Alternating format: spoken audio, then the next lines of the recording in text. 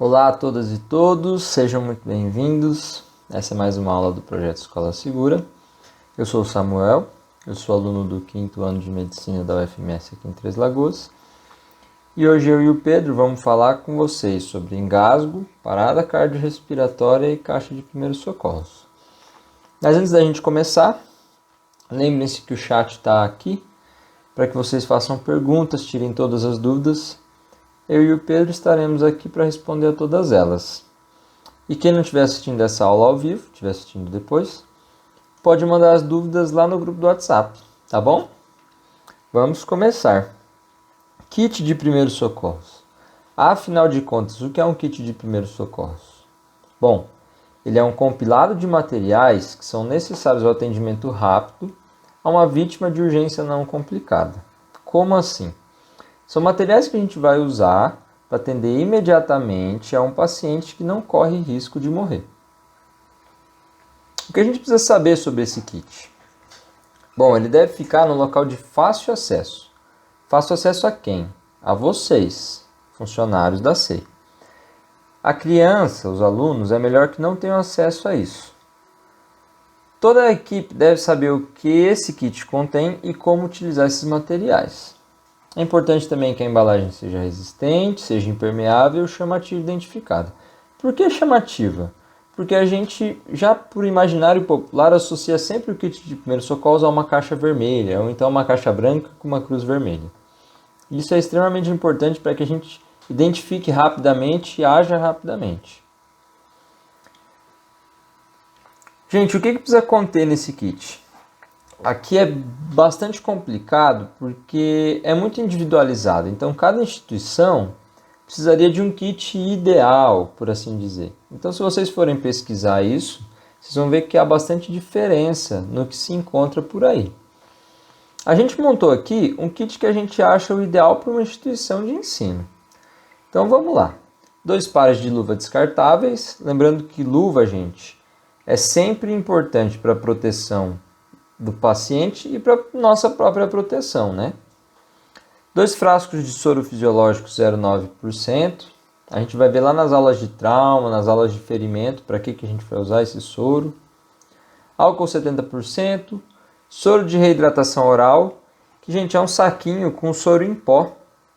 E aí a gente dilui ele em água e prepara o soro para ingestão. Compressas de gaze, rolo de esparadrapo, atadura de crepom, algodão 50 gramas, caixa de curativo, tesoura sem ponta, máscara de RCP. RCP é a ressuscitação cardiopulmonar. O Pedro vai falar disso daqui a pouquinho. E vai explicar a importância dessa máscara também.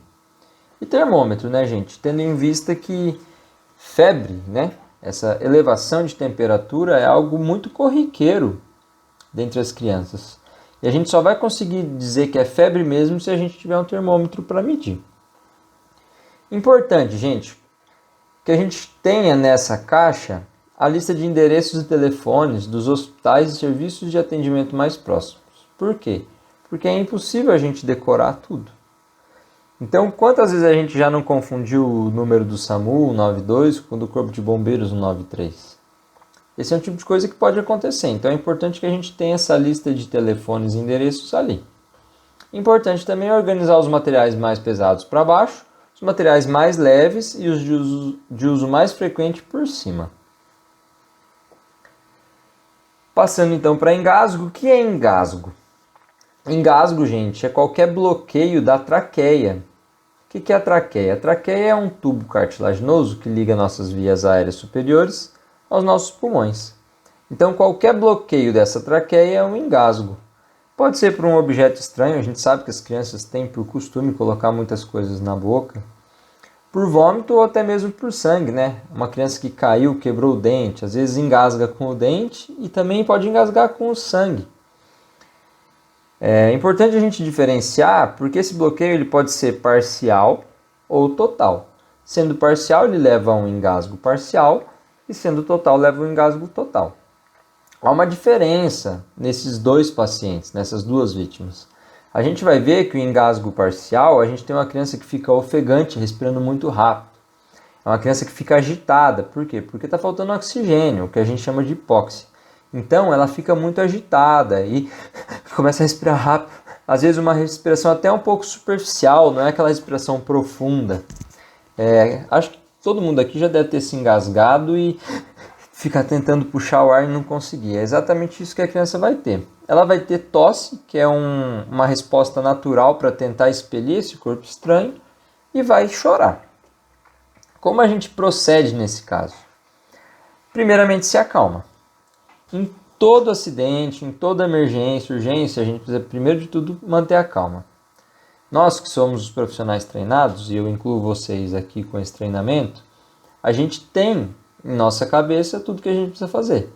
Mas com a adrenalina muito alta, às vezes a gente pode pular algumas etapas, esquecer algumas coisas. Então é importante que a gente se acalme.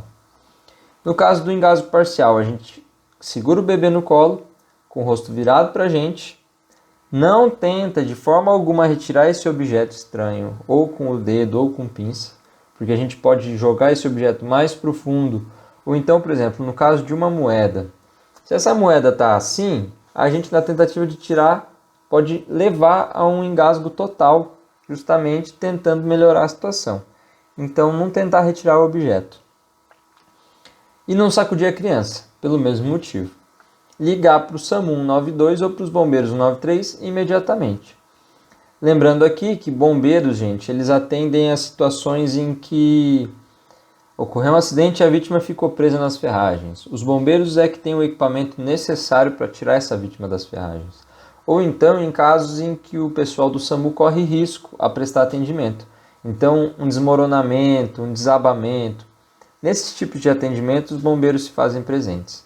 No caso de um engasgo, o ideal é que a gente ligue para o SAMU 192. Existem as manobras também? Existem, já eu vou falar delas. E aqui também o engasgo total. Qual que é a diferença dele para o parcial? Que lá a criança estava agitada, respirando rápido, superficialmente. Aqui a criança não respira. Ela tem uma obstrução total dessa via aérea. Ela começa por falta de oxigênio, ficar com os lábios arroxeados, às vezes as pontas dos dedos. Ela fica bem molinha, o corpo está mole, ela não tosse, ela já não chora. Então é uma criança que pode já estar até desfalecida. E como a gente procede?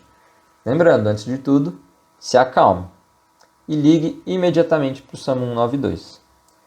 Mas eu vou esperar essa criança morrer? Não, não vou. Então aí a gente vai proceder com uma manobra que chama manobra de Heimlich e que a gente vai diferenciar ela em crianças menores de 1 ano e maiores de 1 ano.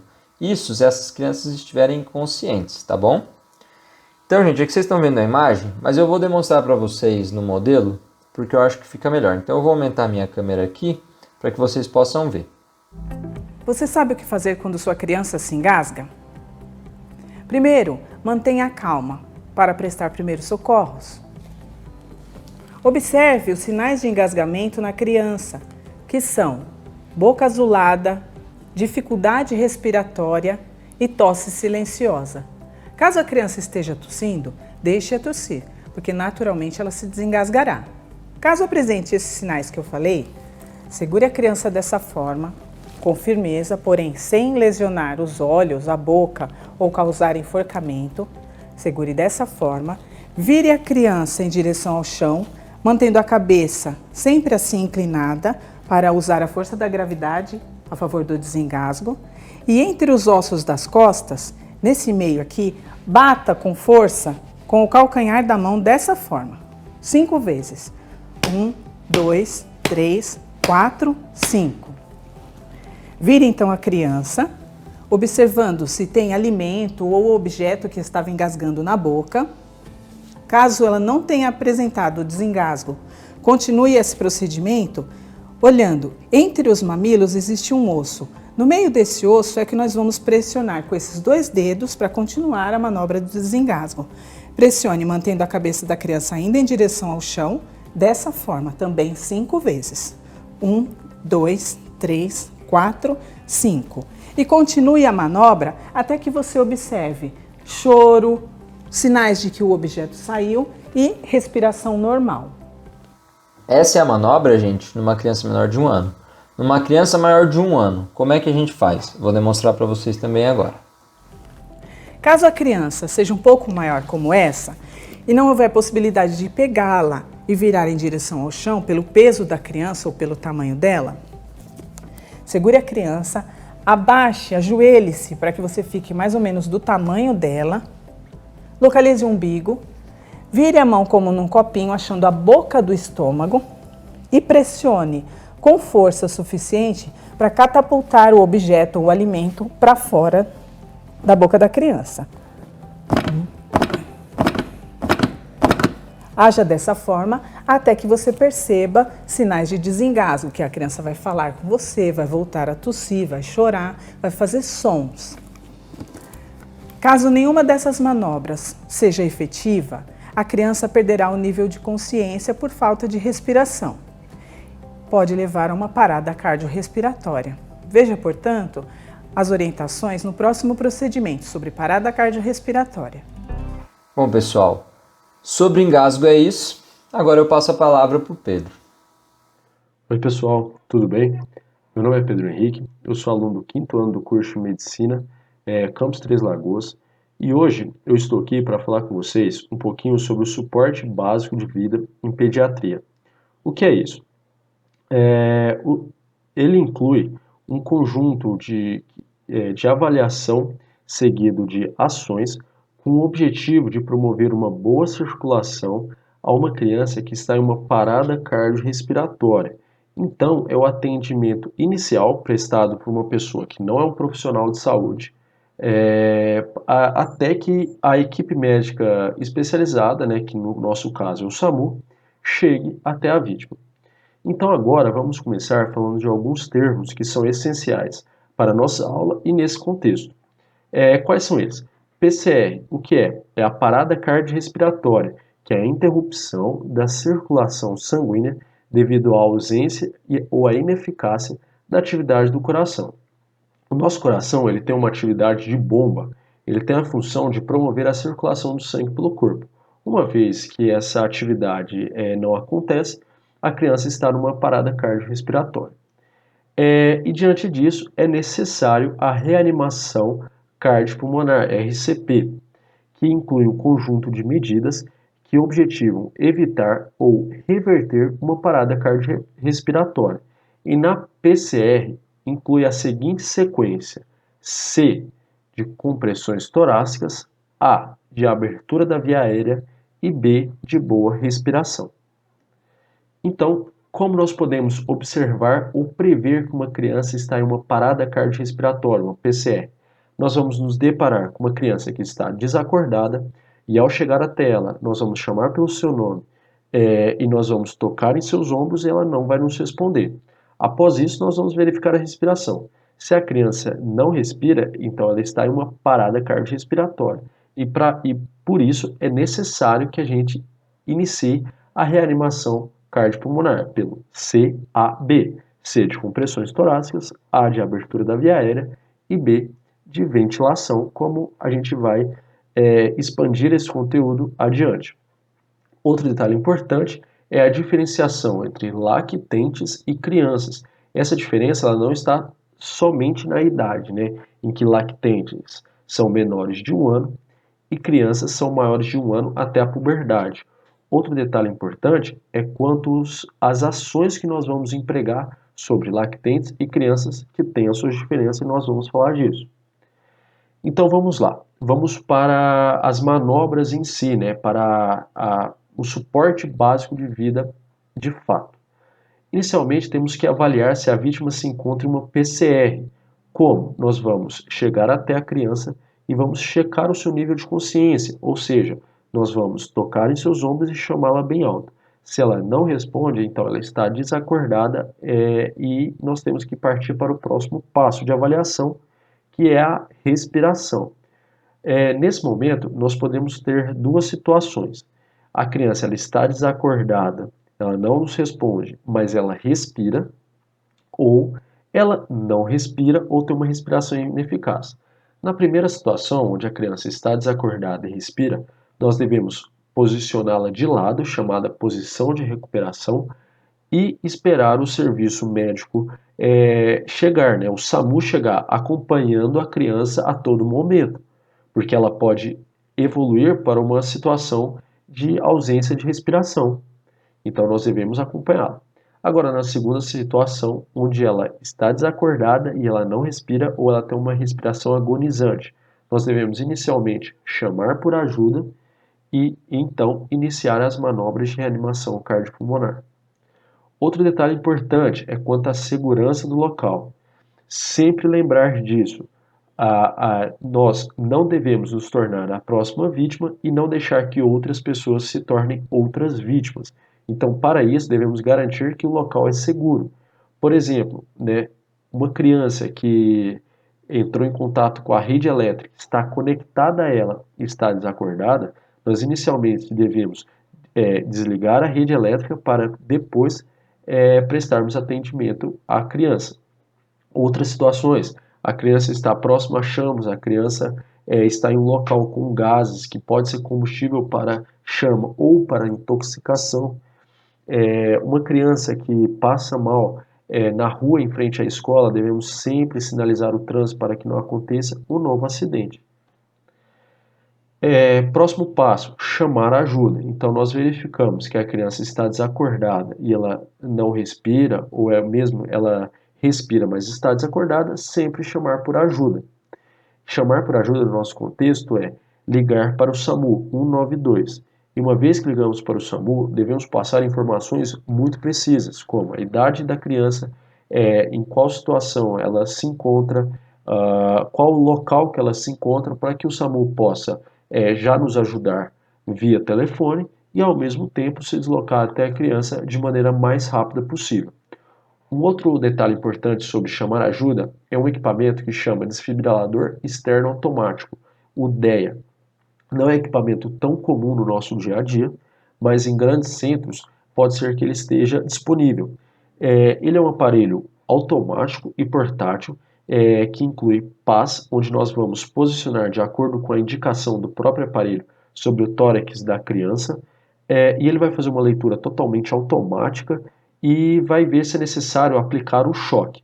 Caso apareça que vai aplicar o choque na criança, devemos nos afastar e pedir para que as outras pessoas também se afastem. Agora, vamos de fato para as manobras, né, que inclui o C, o A e o B. Inicialmente o C, ou seja, as compressões torácicas. Nós devemos sempre lembrar de manter a sua qualidade. Então, inicialmente, observamos. Lactentes e crianças têm as suas diferenças. Em lactentes, ou seja, menores de 1 ano, nós devemos utilizar 2 dedos posicionados abaixo de uma linha imaginária entre os mamilos e pressionar com uma profundidade de cerca de 4 centímetros. E já em crianças, ou seja, maiores de 1 ano até a puberdade, nós devemos utilizar uma mão ou 2 mãos entrelaçando os dedos, posicionar sobre o terço inferior do tórax e pressionar com uma profundidade de 5 centímetros. Outro detalhe importante nessa manobra, nós não devemos flexionar e estender o cotovelo. Não é assim. Nós devemos estender o nosso cotovelo e uma vez estendido, o que movimenta o nosso tronco com o movimento de vai e volta. Outro detalhe, sempre devemos realizar as compressões torácicas sobre uma superfície rígida. Próximo passo, nós devemos sempre associar compressões torácicas à ventilação. Com qual frequência? Isso depende se você está sozinho ou não. Caso você esteja sozinho, ou seja, você é a única pessoa apta a realizar essas manobras, você deve realizar 30 compressões associadas a 2 ventilações. Isso significa um ciclo, 30 compressões, 2 ventilações. Caso você não esteja sozinho, o ciclo é composto por 15 compressões associadas a 2 ventilações. Enquanto uma pessoa faz a compressão, outra pessoa faz a ventilação. Um detalhe sobre a ventilação. Cada ventilação deve durar 1 segundo e deve ser o suficiente para expandir o tórax da vítima. Nós devemos lembrar que o nosso tórax, né, ele é maior, o nosso pulmão ele comporta maior quantidade de ar. Nós não precisamos soprar todo o ar que nós conseguimos guardar na boca da criança, somente o suficiente para expandir o seu tórax. Um outro detalhe importante quanto à compressão torácica é que nós não devemos nos apoiar sobre o tórax da criança no momento que vai ser realizada a ventilação, porque isso pode impedir que o tórax da criança se expanda da maneira necessária. Então, uma vez que vai ser realizada a ventilação, nós devemos desapoiar o nosso peso do tórax da criança. Então aqui nós temos, né, a manobra de compressão no lactente, onde nós vamos usar 2 dedos sobre a linha que divide os mamilos. Já nas crianças, nós vamos utilizar uma mão ou 2 mãos no terço inferior do tórax. Qual é a técnica da ventilação? Então aqui nós estamos diante do B e após isso o A. Nós estamos diante do A e após isso o B, na sequência C-A-B. Então no A, abertura da via aérea, a gente deve fazer uma leve extensão no pescoço da criança para que possa acontecer a ventilação de maneira mais fácil. Então nós vamos inclinar a cabeça da criança levemente para trás. Um detalhe, se é possível que tenha ocorrido uma lesão na coluna, na parte cervical, ou seja, do pescoço, ou até na coluna um pouco mais baixa, não é interessante, nós não devemos realizar essa inclinação do pescoço. Quanto à ventilação, a técnica em si, nos lactentes nós vamos realizar a técnica boca-boca-nariz, ou seja, boca do ressuscitador envolvendo a boca e o nariz do lactente. Se não for possível, podemos realizar a técnica boca-a-boca ou boca-nariz. Já nas crianças, nós devemos realizar a boca-a-boca. E detalhe, na técnica boca-a-boca, uma vez que nós vamos soprar na boca da criança, devemos ao mesmo tempo ocluir o nariz da vítima. Alguns recados importantes. A cada 2 minutos, que inclui 5 ciclos, nós devemos trocar o ressuscitador. Por quê? A manobra da compressão torácica ela exige força física, né? É uma atividade física por si só. E uma vez que nós realizamos ela por muito tempo, se a gente não faz essa troca a cada 2 minutos, a gente acaba perdendo qualidade na compressão. Outro detalhe, você encontrou a vítima sozinho, ou seja, você não presenciou aquela parada da criança, né, a parada cardiorrespiratória da criança, você não presenciou, você deve realizar as manobras de reanimação cardiopulmonar por 2 minutos e após isso chamar ajuda. Agora, caso você tenha presenciado a parada da criança, você inicialmente deve chamar ajuda e após isso iniciar as manobras de reanimação cardiopulmonar. E até quando devemos fazer a reanimação cardiopulmonar? Até que a vítima volte a respirar ou se mexa, ou então até que o SAMU chegue até nós. Então é isso, pessoal. Hoje nós falamos aqui sobre o suporte básico de vida em pediatria. Não devemos esquecer que uma vez que encontramos a vítima desacordada, devemos verificar se ela de fato está desacordada, chamando pelo seu nome de maneira eficaz, né, alta, tocando em seus ombros. Feito isso, ela está desacordada, verificamos a sua respiração. Se ela não respira, iniciamos as nossas manobras de reanimação cardiopulmonar, compostas pelo CAB, compressão, abertura de via aérea e respiração. Caso a vítima respire, nós vamos acompanhar a vítima, posicionando ela de lado na posição de recuperação até a chegada do SAMU. Gente, por hoje é isso. Muito obrigado por esse tempo, obrigado pela atenção e a gente espera poder contribuir com o crescimento de vocês em primeiros socorros. Lembrando que isso aqui é muito mais do que apenas um treinamento profissional. É um treinamento que a gente leva para a vida toda, né? Quantos pais ou mães a gente não tem aqui presente, ou às vezes tios ou tias. Então, esse é o tipo de coisa que a gente tem que saber para a vida. Muito obrigado e até mais.